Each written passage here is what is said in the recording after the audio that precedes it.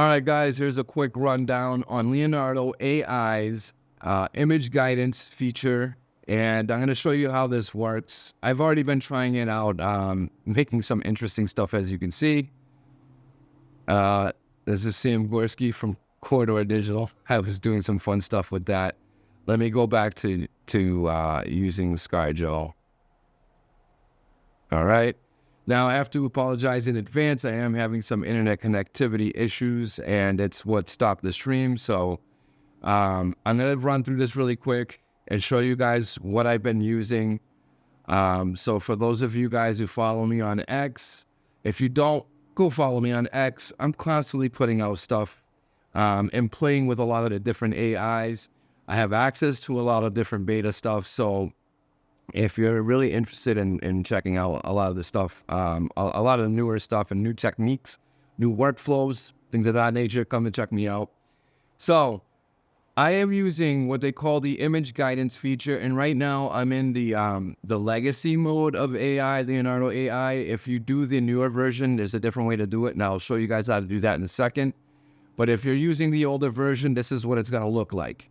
All right, so on the side, you're going to have your versions, your alchemy settings, your dimensions, all of this is in there.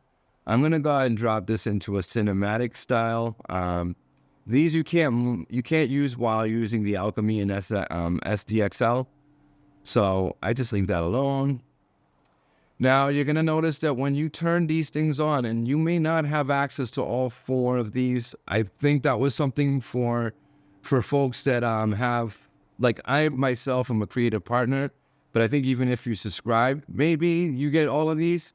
I'd have to double check on that, but I could have sworn I saw something that you could only use like one at a time if you're using the free version. So just keep that in mind. It may have changed. If you're able to do that, feel free to drop that in the comments below. I'll ask my buddy Max if that's the case anymore. So anyways, you get a bunch of these. It looks like up to 6 different image references that you can do. The first image input that I'm putting, of course, is an image of Scarlett Johansson, and I selected character reference. I cranked it all the way up to high because I want to make sure it is her. If you do it on the lower one, it'll make someone that resembles her. So just keep that in mind. Then I also use content reference, which was a more recent, style reference. So content reference basically is going to keep this whole look and feel of the background, where the light is, what's behind her, what she's wearing. All of this is going to influence, the image. So essentially, I am taking this face and putting it here. That's why I also used 2 more references. You've got the style reference because I want that look and feel of this movie. So this is from Fight Club. This is I want to say her name was Martha, or Marla, or something like that. One of the two. Then I did the pose image. Usually you get the content reference will get you the pose, but I did pose to image to kind of help reinforce that. All right, and I cranked it all the way up. On here, I'm going to also go high. I think I brought it down for, I'm going to go max here. I wonder if that's why I was getting some stuff. So then a cigarette, wearing a black fancy hat, and dark sunglasses, and a fancy ring. I'm adding this piece here because some funny stuff was happening with her hands. And it could be because of some of these settings too. So keep that in mind. Sometimes when you crank things all the way up, you may get some really crazy stuff happening. But you'll also move away from what you were trying to get. So finding the balance is all about playing with the settings. So, all right, once you generate, you come in here. And now I was using Sam Gorski from Corridor, and that's some of the results. So this is the one I did earlier. This one seems to have worked the best. All right, so I mean, it's still something funky going on with her finger there. Her tooth looks like it was chipped. You gotta stop smoking, ScarJo. But at least the ring looks fine. It did keep the light in the background. There was a face back there, so I put it back there. So as you can see, I was able to take that picture from, from Fight Club and just replace, this actress with this actress. And you could do that with anything, with any character. This just makes me laugh. I mean, this one doesn't look like Sam unless, it kind of looks like he's stoned Sam Stonsky. And then, and then you have him here with these glasses. They seem like they're almost a little too small for his face, but, and then over here, yeah, he's also so stoned that he's not wearing a shirt. He's just like, whatever. Hey, what's up, guys? Welcome to Corridor Digital VFX Artist Reacts. Sorry, that's just one of my favorite shows to watch. All right, so I'm going to go ahead and refresh one more time. Because I want you guys to see it, the end result. Let's see. I'm really gonna have to see what's going on with this internet connection. These should already be loading. There we go. All right, perfect. Because I see the big difference between, I actually told it that she was wearing a ring, and I think that allowed the AI. It almost looks like some weirdness going on back here.